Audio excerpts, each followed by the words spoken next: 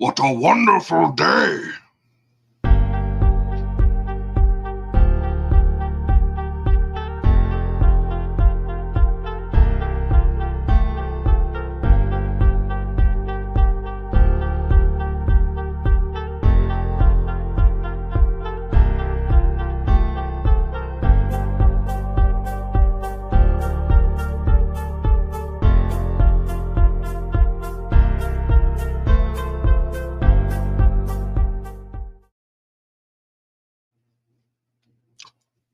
What a wonderful day!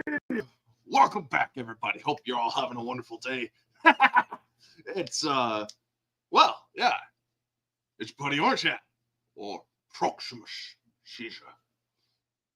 Joking, obviously. I was not the voice of Proximus Caesar.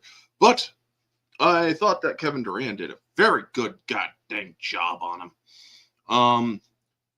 So yeah, this is my top pick of my last top pick of 2024, Kingdom of the Planet of the Apes. And yeah, it beat out Deadpool and Wolverine. A lot of people have gotten pissed off at me and whatnot, but you know what? I'm sorry if having an opinion upsets you. I just can't find it in me to care. If such a petty thing pisses you off, well, that's okay. That's your decision to be egregiously upset about it, that you cease all contact. But yeah, we're going to get into this movie and we're going to talk about this movie. And yeah, I'm going to tell you why I liked it a little bit more than Deadpool Wolverine. And yes, folks, to be completely honest with you, I have seen this movie only 3 times. I have seen Deadpool and Wolverine, double that. But that is also some of that's through no fault of my own because I also watched it with others. But this movie, I do enjoy it. I like it. Its scope was amazing. Deadpool and Wolverine is just dumbass fun and violence and shit. Where this movie actually has a story, a compelling story that actually continues from the trilogy of Caesar, or the Caesar trilogy, which I absolutely enjoy. Where Deadpool and Wolverine, yeah, sure, okay, it's dumb fun. This movie actually has a great story, has a lot of scope, has great acting and writing, and, it just wasn't as good as this. Now, hello to Vanya. Hello. And yeah, Deadpool and Wolverine, or Deadpool 3 as others call it, sometimes it's a good movie, sure. It's my number 5 pick, but there's only 4 Tuesdays in January. So yeah, Sonic 3 was my top pick of 2024. Beetlejuice was number 2. Alien Romulus was number 3. And this movie is the number 4.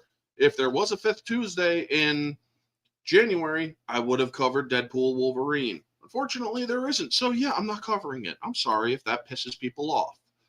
But yeah, so with that said, if you want to support my channel, because I am airing this on X as well, if you want to support my channel, go to YouTube, or look up Orange Hat, or go to youtube.com/orangehatreviews, because it still contains my older name.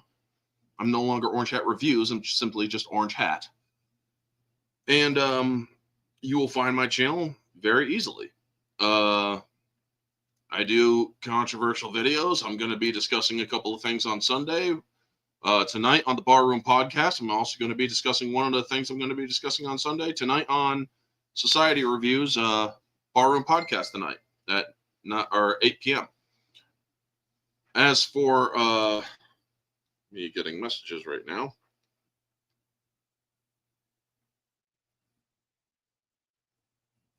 I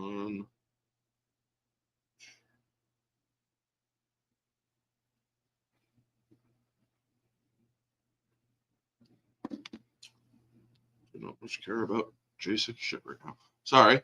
But yeah, if you want to support my channel, I cover I cover Hollywood controversy stuff. I discuss movies. I have fun with other people. I'm on their channels too. And just trying to get to 2,000 subs. I'm above 1,600. Very much appreciative to all of my subscribers so far and all of my followers. If you want to support my channel, please do on YouTube. As bad as YouTube is right now, I do singles with Mara on Thursdays on X exclusively at Orange Hat 2185 right down there. Orange Hat Revived is my original OG account, which got nuked over a joke back in 2021. But it's now back thanks to Elon Musk's leniency, shall we say. Also, tomorrow night, Jade Shadow's channel, I will be on talking Rocky 2 with her. I will be watching that movie as soon as I get off of here. So that's fresh in my mind.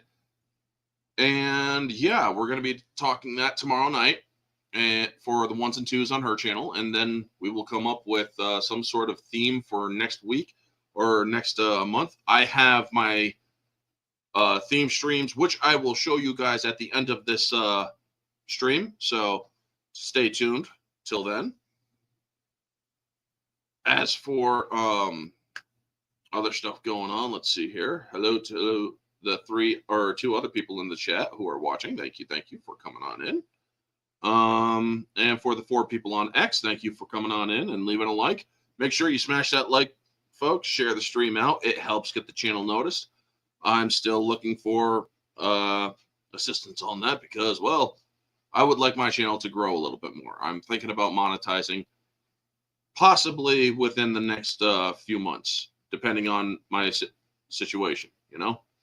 But anyway, let's get into Kingdom of the Planet of the Apes, where I have my overlays. This movie, folks. I love this this movie poster. It really does. It's the 3 main characters. Although Raka should be in there too. He was also important to the story. We follow the story of Noah, who is part of an eagle clan of apes. Now, Noah is not related to Caesar. They showed the funeral of Caesar from the Planet of the Apes trilogy that is the Caesar trilogy from the reboot. And to clarify, there is no relation from any of these apes to Caesar. His line is alive somewhere, possibly, but Noah is not related to Caesar. However, he becomes aware of Caesar through help of a character named Raka, who is the talking orangutan, who is such a great character. Oh my God, I absolutely love it. The medallion that you see him wearing is reminiscent to the window that Caesar had in the first movie, where he would look out at the world as he was growing up. And I absolutely love that thing. I mean, if I could actually get my hands on it, I would. I'd like it. They should sell that shit as props and whatnot. And there's a human out and about. Her name is May. They call her Nova. And it's even explained, we call all humans Nova. Don't really know why. But yeah, this is also the place where Noah lives and his clan, the Eagle Clan. I absolutely love this design. It is around a satellite. It is an old satellite system, or an array of satellites that they actually found in the Los Angeles, California area. And they actually, the scenery in this movie is just breathtaking. I wish I could actually show some of it. I am going to share this, however. This is from Fandango at Home. I own the movie. The cast, Owen Teague, Ray Allen, Kevin Durant. Kevin Durant and William Macy are the only real actors I know, well, aside from Deacon Lockman, or Deshaun Lockman. But yeah, and maybe Neil Sandilands. Who did Neil Sandilands play? But yeah, few of these or those actors are the only 4 actors I really know. I'm not really aware of Peter McCone and the rest of them. But this movie is such a great movie. It's far removed. It's connected but removed from Rise, Dawn, and War of the Planet of the Apes, because the end of this, or the beginning of this movie, as I said, it shows Caesar's clan giving him a funeral pyre and burning him, or immolation, or what's the damn word? I'm forgetting the word, folks. Cremation, essentially. And they all do the Apes Together Strong. And unfortunately, his way of life for apes became perverted in the future, where Proximus Caesar, Sandlin's, yep.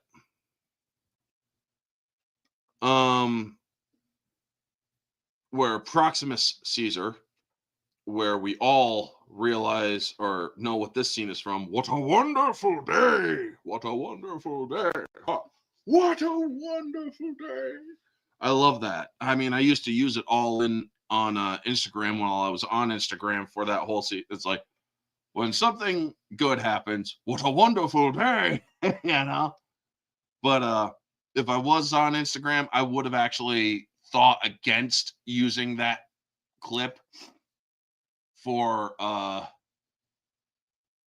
the election results, due to the fact that somebody from the left could actually think, well, y'all are apes anyway, you follow blindly and whatnot. So it would have been like, oh yeah, I'm not going to give you that kind of ammo. But getting back to it, I do like the character of or Noah. Unfortunately, he does kind of live Caesar's life. But from a lower generation, where Caesar was the first elder. He was the one who taught apes how to live. Where in this one, Noah is like the son of an elder, and he is he's learning his way up, so to speak. And I do love how they continue to use the sign language and whatnot, and the hand gestures. It shows that they descended from Caesar's clan without even realizing it. There is that connection. So it is pretty cool to see. You like Kevin Durand or Kevin Durant? It's Kevin Durand. Or I believe it's, Durand. Yeah, Durand with a D. Where he plays Proximus Caesar. Now, the character of Proximus Caesar, you know he's evil, but you don't know how evil this fucker really is. This dude is pure evil. He wants to wipe all humans out. He is essentially, or he uses the name Caesar, but he is more Koba than anything. Koba being the one-eyed pain in the ass from the trilogy. And I gotta say, Kevin Durand plays that character great. Small little drink here. Yeah, folks, I was out for 2.5 hours shoveling, so I'm a bit cold. But yeah, when his clan, or when Caesar's or Proximus's clan comes out searching for a human, comes across the Eagle clan, they burn their homes down and they steal the clan. And it's like, are you out of your fucking mind? And so Noah is pretty much pissed off, filled with anger and whatnot. And he comes across Raka. And Raka is the keeper of the real Caesar's teachings. I'm willing to bet, and I wish I could actually ask the movie director, what's his name? Wes Ball. If I could actually ask him, I would ask him, is Raka a descendant of the orangutan from the trilogy? I'm blanking on the name right now. But also, or is he simply just another orangutan that was smart. Because is this the lesser movie of the Caesar trilogy? Quadrilogy. This isn't, or there's a Caesar trilogy, not a quadrilogy. This isn't of the line of Caesar, as I said, Vanya. This is actually separate yet connected. This could turn into a new trilogy unto itself. And I'm hoping they do continue that story because the movie is open-ended. But Rocca here, I'm trying to think of the damn name. Maurice. That's right, Maurice. I'm wondering if he's actually related to Maurice. Hey, Christian, good to see you. Thank you for watching on X. And repost and like out the stream, folks, if you can. That helps, that helps the channel grow. But yes, but this isn't as good as 3 before. This is as good as those movies. I like the Caesar trilogy. My favorite is Dawn of the Planet of the Apes, or Rise of the Planet of the Apes. Dawn is my second favorite. Kingdom is my third favorite. War is my fourth favorite. War is the lowest of the Caesar trilogy. However, this movie is better than War. I'm not as big on War of the Planet of the Apes as the other two, but I still like it. This movie, though, is better than that. I like how they show they show a lot more in this movie. The character of May, how she can talk. We also have William H. Macy playing Trevethan in this movie, who is a human who essentially is has surrendered his will to Proximus. Because Proximus is basically using Koba's method of ruling, which is absolutely disgusting. He is killing any ape that is not that doesn't listen to his rule. However, he does come across as a kind host. So when Noah does come there, and Noah is taken in by the words and whatnot, he's also aware of how Proximus has treated his clan, and how Proximus's lackeys have treated him, supposedly even killing Rocca later on because Rocca falls downstream off a bridge. However, you don't see him dead. The wonderful thing about this movie's credit sequence is during the credits, you actually hear the of an orangutan, that deep guttural, not growling, but undulation of sound that you hear Rocca do in the movie, kind of like out of curiosity when he's not talking with words. And Peter McComb did a great job. The actor who played Rocca, he did a marvelous job. The motion capture has come a long way since Andy Serkis and Lord of the Rings, to then Andy Serkis and King Kong, to then Andy Serkis as Caesar, and others who learn to do the motion capture sequences as well. I mean, Andy Serkis, I'm not going to say he pioneered motion capture, because motion capture has been around for quite a long time. Just earlier concepts and earlier versions of it. However, Andy Serkis really got the ball rolling in the evolution of motion capture.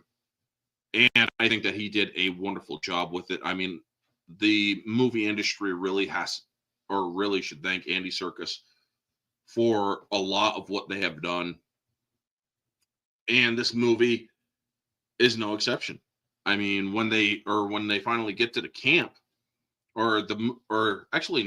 beginning of the movie, they're hunting they're hunting for eggs, eagle eggs, because they're the eagle clan. They want to bond with new hatchlings so that they can raise them to find fish and carry messages as well as other things, because it's a very effective it's a very effective lifestyle that they have, where the eagles will go fetch fish for the apes, and the apes train the eagles, and you see a smokehouse full of fish as well as hanging fish everywhere. I mean, it's like, damn, you guys haul in a lot of fucking fish.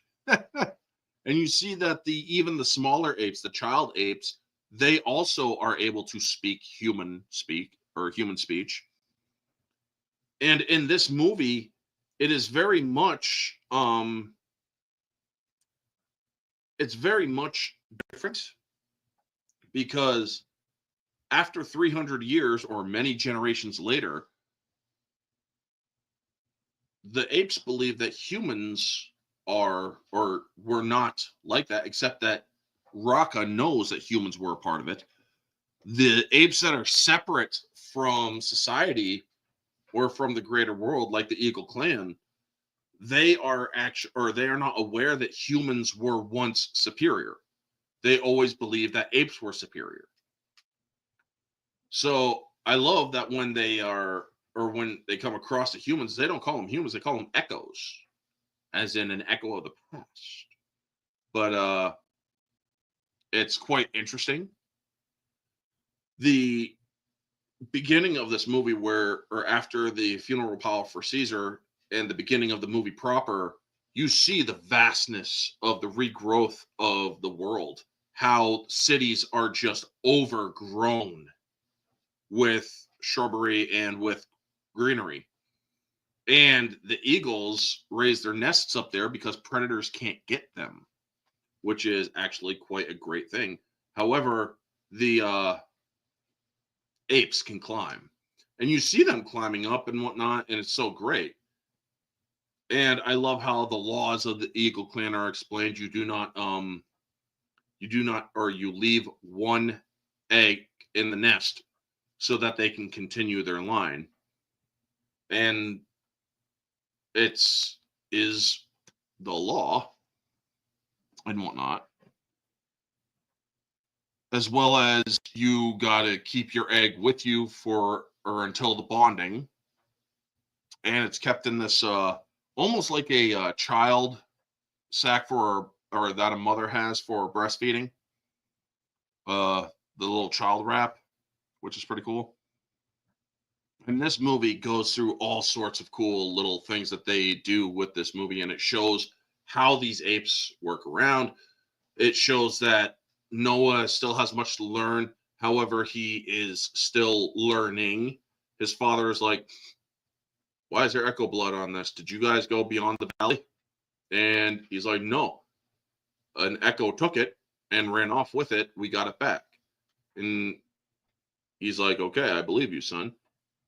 And I like that because it's not like Caesar, where Caesar was highly dismissive of his son because his son wouldn't listen to him in the original movies, Blue Eyes, where in this one, Noah is has a better relationship with his father, which is nice.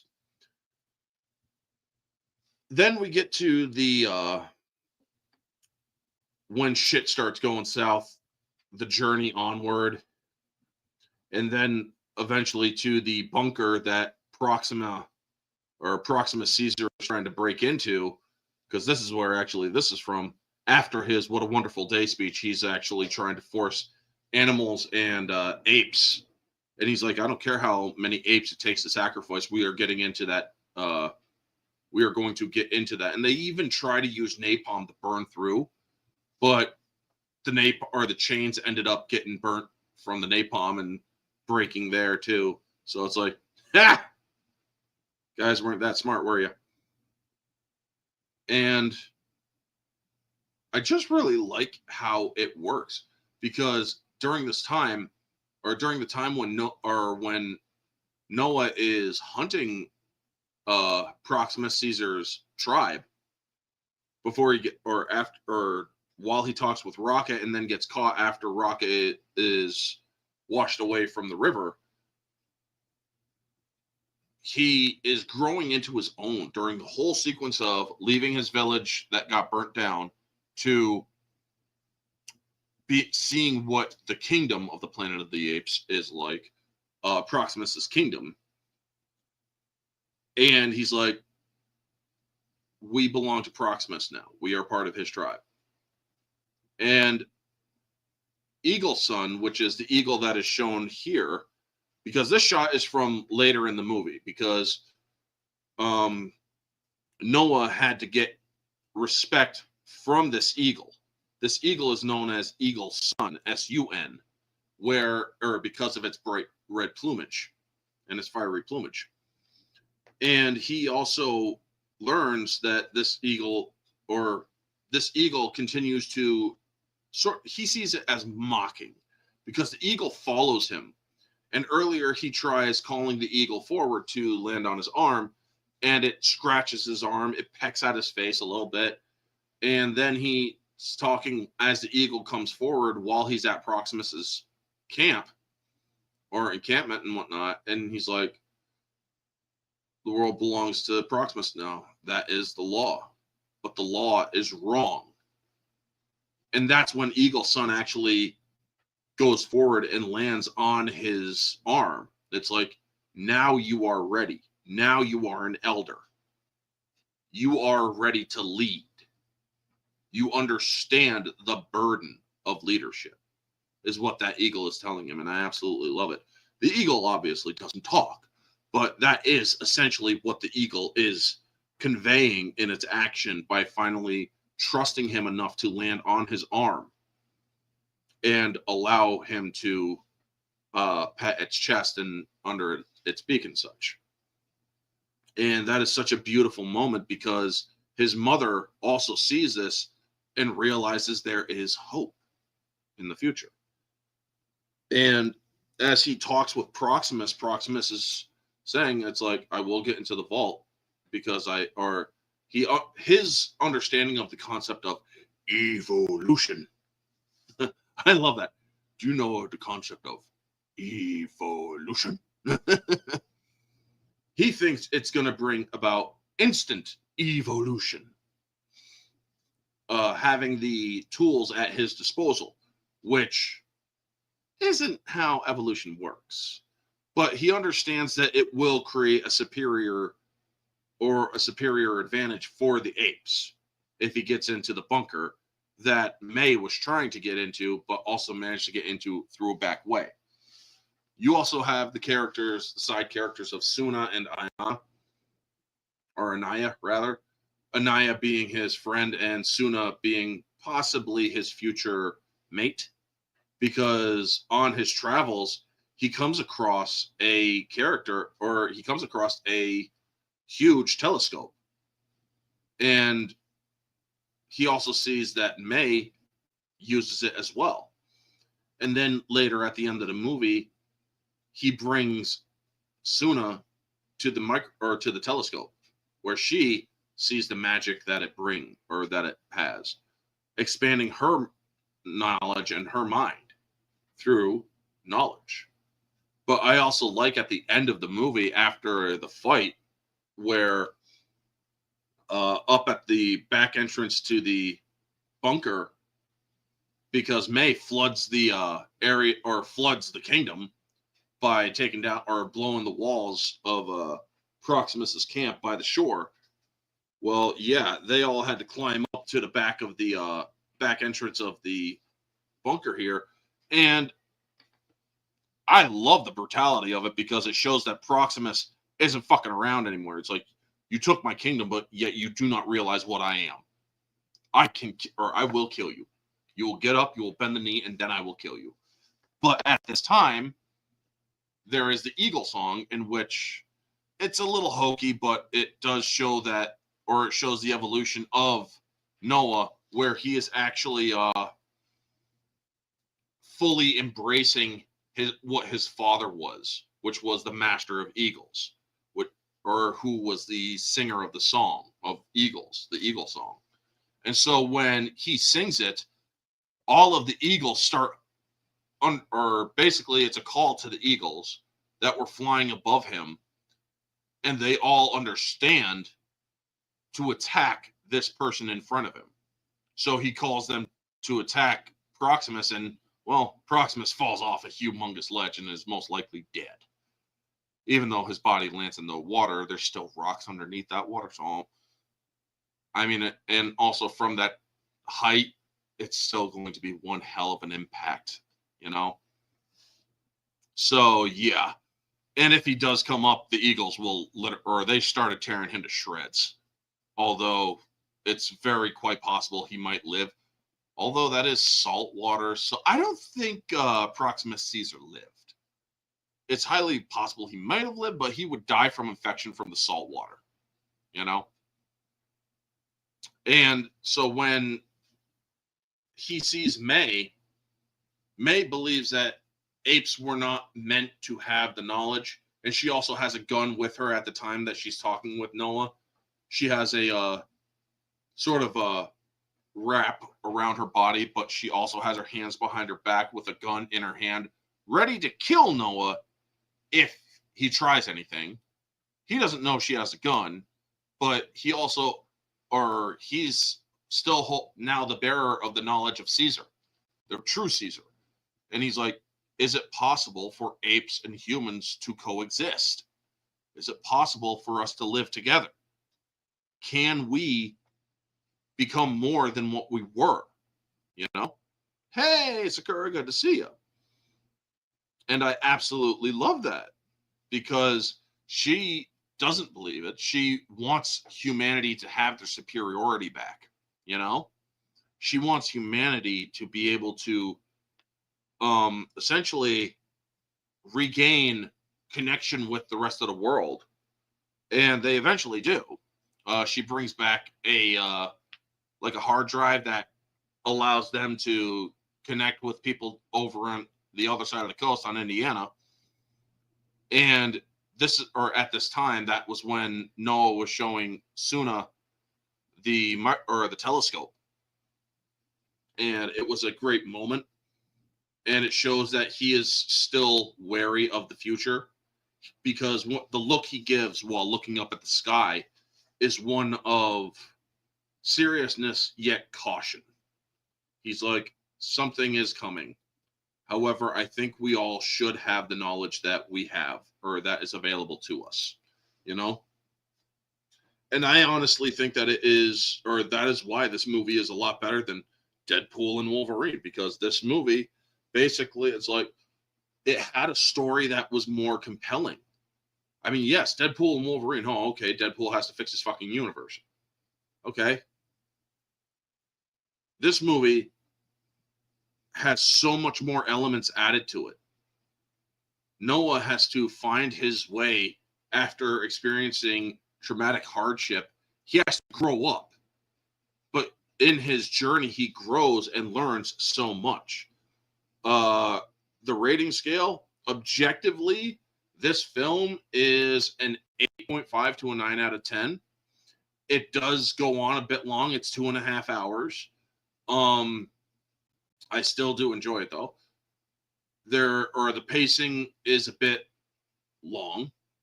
It tends to stretch a bit. The subjective scale, I put this movie at a 9 out of 10. It's a great movie. Moviegoer, this movie is about an 8 to a 8.5 out of 10 because, as I said, it paces, but it is still entertaining. The pacing is its biggest problem. So, yeah. As for what is coming next week or next month, folks, not that. Here is what I have planned for the themes. It is favorite video game stories. God of War, Metal Gear, Assassin's Creed, the Ezio, or the Desmond Miles stuff, and Star Wars The Old Republic.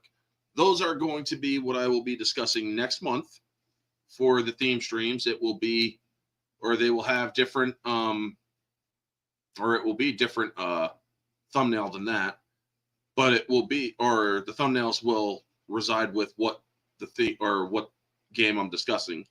I will be beginning it with God of War, since I recently just watched the God of War game long plays on YouTube, and I know the Metal Gear story by heart. So yeah,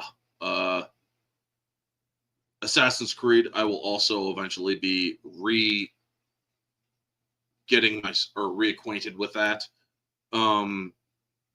Star Wars: The Old Republic, I know by heart. So yeah, it's going to be something different. It's not going to be movie discussion, so to speak. It's going to be video game discussions next week or next month.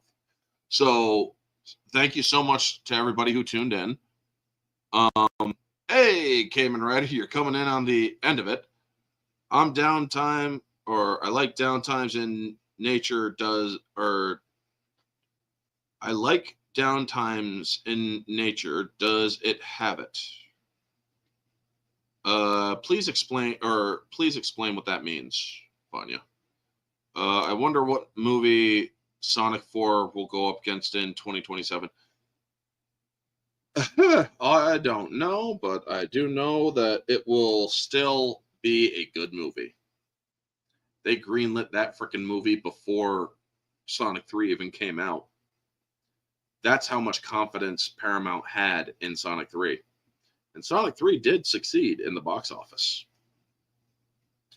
The movie where they chill in nature. Yeah, they do have some small moments where they are relaxing and a little bit here and there. But the movie does have to be driven forward through the story where they actually have to go forward. I mean, yes, you do see a lot of nature in this film.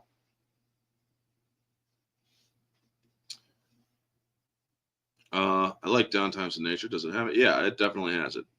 A little bit of resting and whatnot. But they also do have to keep the movie going forward. Anyway, folks, thank you so much. I will be on the Barroom Podcast tonight, 8 p.m., Society Reviews channel. We'll be discussing Anthony Mackie's stupidity, as well as a few other topics. I will also be discussing that with my panel on Sunday for the weekly recap, as well as Selena Gomez. As for, let's see here, tomorrow, Jade Shadow, Rocky 2, 8 p.m., and then there will be, whatchamacallit, Warm Bodies with Jade Shadow on X exclusively for my single stream. I do not have the link. I'm sorry. Which link? First off, I mean, I could possibly find it. Let's see here. YouTube. If it's the link to my X, or if it's the link to the X stream, there is no X, or there's no links. They don't do that. As for Jade Shadow, or the stream that I'm going to be on later, okay. Hold on one moment.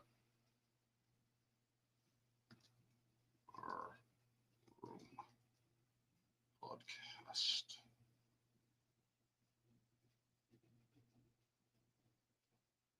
Let's see here. Oh.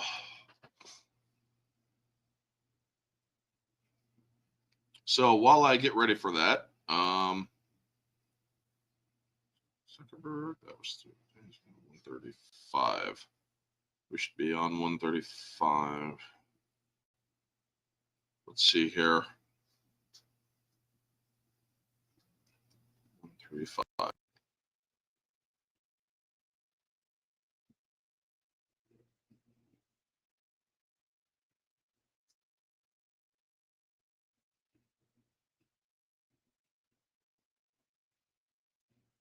There we go.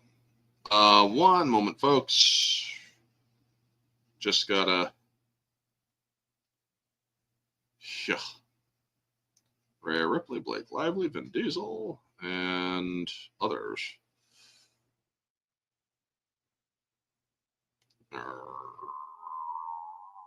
Alrighty, there we go.